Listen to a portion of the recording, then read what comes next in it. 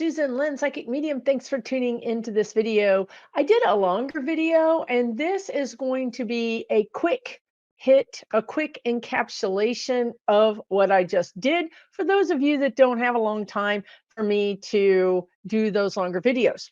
Really quickly, here's what we talked about.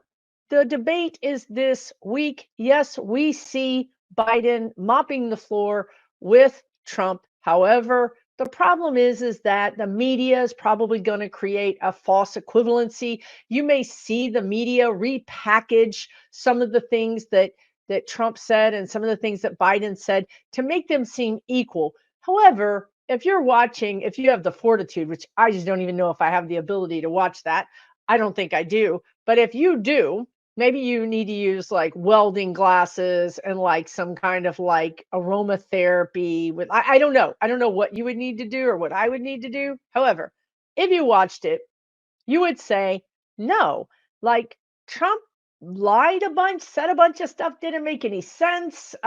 He was rambling. He went off and talked about sharks and batteries and boats, and Biden was succinct. I mean, you would just have a different, you would sit and say, do we watch the same program? You know what I mean? But that's really going to be the thing that throws everybody off, is because the people that really did watch it and then subsequently tune in to the media, they're going to really understand in a new way, and perhaps a profound way, and in a way that is kind of scary, that the media really is kind of throwing this 245 by repackaging his his sentences in a way that can make him seem like he knows what he's talking about. So in a way, you want to say to yourself, is the media really throwing this? Yes, they are. I would tell you, yes, they are. The other thing the guides talked about is how, well, there's just a few entities, a few really rich corporations that own everything. This is really, unfortunately, more true than ever before. And so, if you have these rich corporations that own media, that own lots of media from radio to TV to cable to whatever it is, all newspaper, online, every form of media. And then you have those same rich entities that can, because of Citizens United, donate like their people to campaigns. And then you have these same media and perhaps billionaires like Harlan Crow, who can then offer Supreme Court judges these unbelievable gifts. Then you can kind of see that the fix is in. The fix is in, folks. The system is broken, right? So you will know after this election, and really after the debate, and even after the next thing that we would be talking about would be the sentencing. But then after the election, we're going to understand, and I say we, I mean Americans, are going to understand that the fix is in a way that is really alarming. Like when you find out that your whole life you've been living with a serial killer, they didn't kill you, but they've been off doing all these bad things, right? It's like all of a sudden you don't know who to trust anymore. Well, wait a minute. I thought this person was a nice person, or I thought this was a nice neighbor. My gosh, they helped me change my tire, but yet it turns out they're a monster. It's that kind of complete disenfranchisement, where you're just like, whoa, my reality is now shattered and I don't know what to believe. That's where we're going. That's where we're going this fall as citizens of the United States of America. Our reality is going to be shattered. We're not going to know who we can trust anymore. And unfortunately, what the guides were saying in this longer video is that some of that's going to splash over to Biden, in the sense that, well, why do I trust him? Who can I trust? Now, this is chaos. And this is what these other countries have been trying to do here through the Bannons, through the Roger Stones, even through the 45s. Create chaos, because democracy looks really good to their constituents, to their citizens. And that doesn't help them. When you're a dictator, when you have an authoritarian type government or a communist type government, democracy is like your number one foe because you don't really want your people wanting democracy. So it's their number one goal to make us look like democracy is the worst thing ever. Chaos is their number one goal. And this is what they're doing. I can't trust 45. I can't trust Biden. I can't trust the Democrats. Create chaos. That's what they're doing. So in this longer video, we talked about how Biden has this kind of universal lesson that he has to be the lonely leader. He has to be the one to give us the tough love, the medicine. His whole life, he's always been a uniter, a person who walked across the aisle, the horse trader, the guy that was like, come on, we have something in common. Let's compromise. Let's all sit at the table together. Biden is 100% that person. Yet he's leading in a time where we're going to have to leave behind some people who don't want to sit at the table with us, who believe that we shouldn't even be at the table, who believe some of us shouldn't even be walking the earth. Black and white.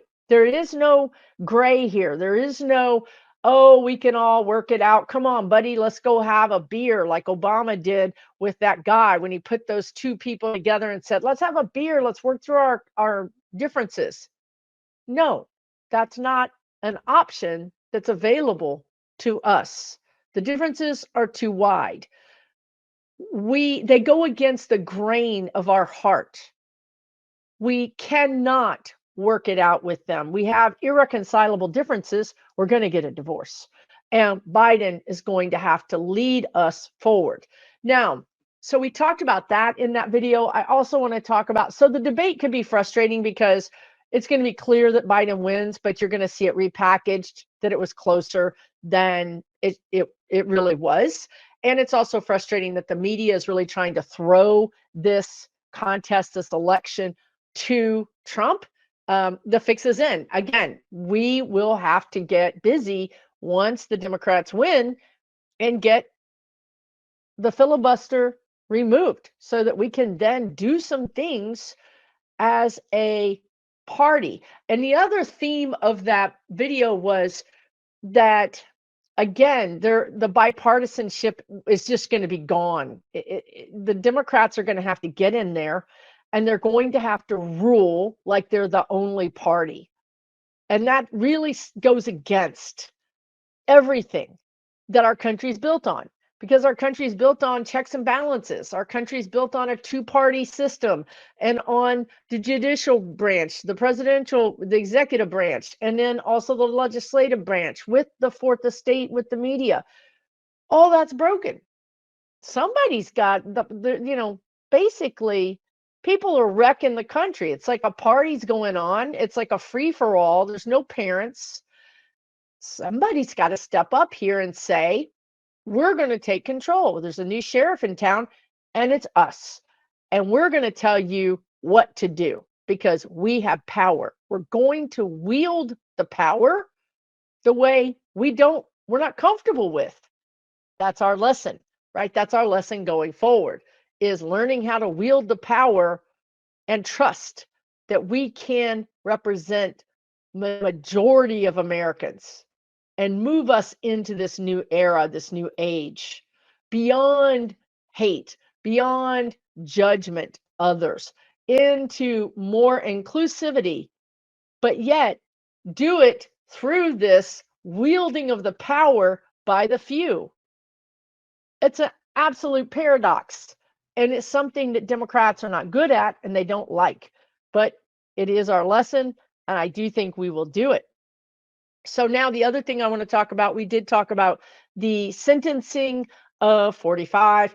We talked about how 45 is going to act up in some crazy way. He's really going to either say something, do something that is so egregious towards Judge Mershon. The spirit guides talked about it being a punch square in the nose. You know that old saying, you punched square in the nose. Well, to me that means 45 is going to do something very visible, very in Mershon's face. That's different than walking up and smacking somebody in the back of the head, or punching somebody, or kidney punching somebody, sucker punching somebody. He's not going to sucker punch Mershon. He's going to come right up, look him in the eye, and punch him square in the nose. That, my friends, is going to be, again, a bridge too far.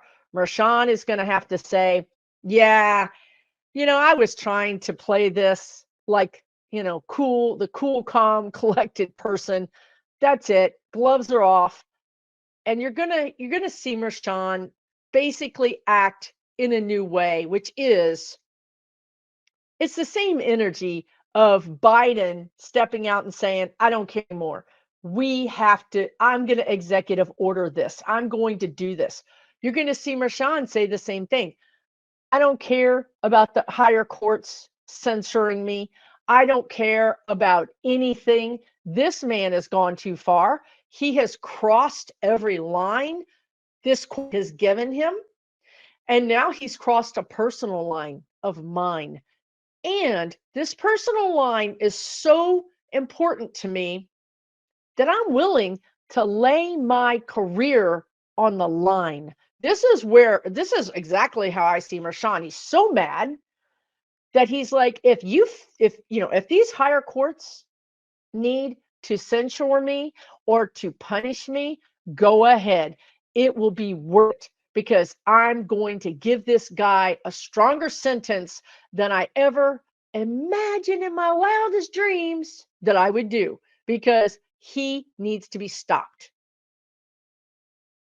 I am not going to be the person who lets this guy continue getting away with these things. Enough is enough. I hear Mershon saying, enough is enough. So I think you might see, number one, 45 act out in some kind of, even for him, egregious way towards Mershon, towards his family specifically. Mershon is like, look, I'm a public figure. I'm a judge. Attack me. Do whatever you got to do. I signed up for this. No problem. When you attack my kids, when you attack me, my family, that's off limits. And I've already told you that. We've already litigated that. That's already come before my court. I've already been very clear in the gag orders what is off limits. You very well understand, without a shadow of a doubt, where the line is. And yet you stopped over the line. You stood in front of me and you punched me in the nose. Okay. Got it. Now I'm going to give you jail time. I mean, I really think you're going to see Mershon do something that even the ivory towers of the legal community goes, like, I think they're even going to be surprised, because you've pushed this man too far. He's had all the patience with you. Again, very much like Biden, they've been pushed too far. And now somebody has to be the parent. Somebody has to stand up and say, that's enough of you, Buster. You are going to get punished. So I think you're going to see a really big punishment.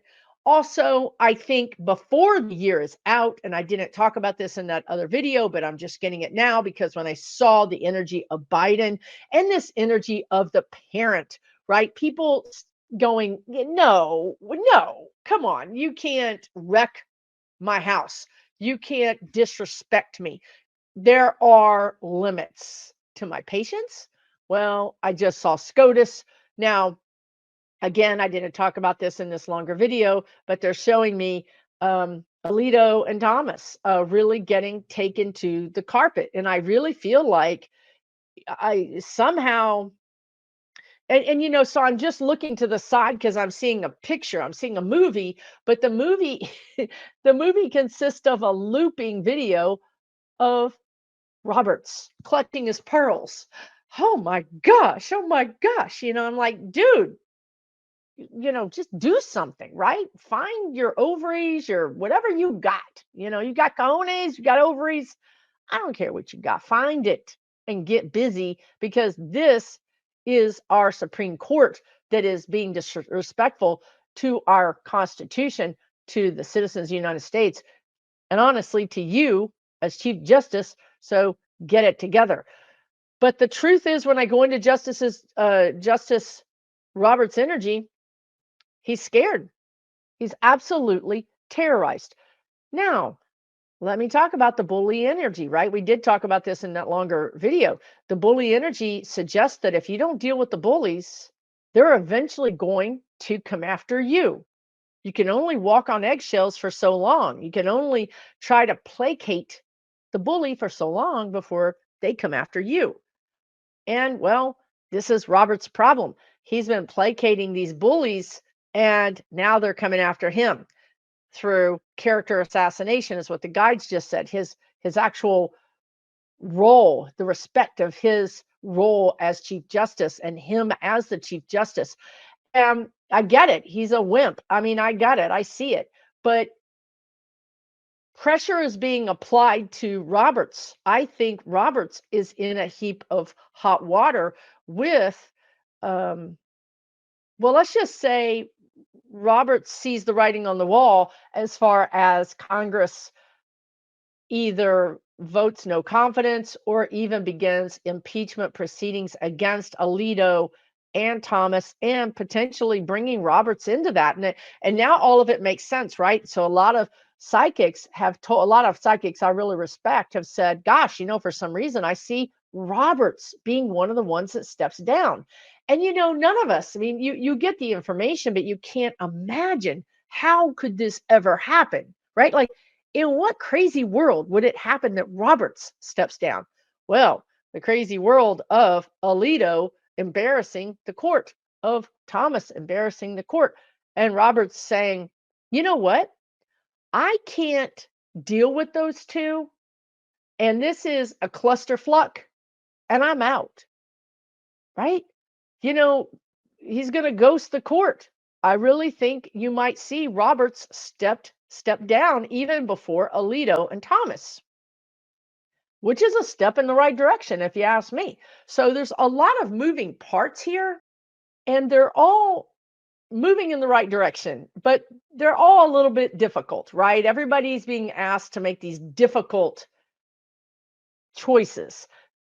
Roberts is being asked to stand up and say, as Chief Justice, I'm putting a public notice out that I've censured Alito, I've censured Thomas, that I've said we do have these ethics concerns and that it's not acceptable, and they've been put on notice. Right? Is Roberts going to do that? No, but that's what he's being asked to do. The same way that Biden is being asked to wield his power in a unilateral way that he hates doing, that he loathes doing, that he sees is the antithesis of democracy. But here we are. You have to do it because this is your lesson. These bullies will continue putting you in a box until you stand up to them. Again, last person is Judge Merchan having to stand up to the bully. So there's bully energy everywhere, you guys. It's like the lesson of the bullies. So where in your life do you have a bully bullying you? In your family, at work? Maybe you're bullying somebody and you don't even know it, right? Now's a good time. Now's a really good time. If you're having to walk on eggshells around somebody, it's a good time to decide if they really need to stay in your life. That's harsh, but it's the truth. It's the same thing. Do the MAGAs need to continue having such a big voice in our democracy when they don't even believe in our democracy? No, we need to take them and push them to the edges of the democracy. We need to put them on the edge so they have less power. Should we be giving all this power to media, to billionaires? No, we're going to have to also curtail their power. We're going to be dealing with the bullies. This is This is all of our lesson right now. So as we go forward, this is what you're going to see more of. So in the longer video, I really talked about this stuff at length. I hope you check both of them out. But if you don't have a lot of time, kind of caught you up with a quick one right here. Take really, really good care of yourself. I'll see you real soon. Susan Lynn, Psychic Medium, signing out.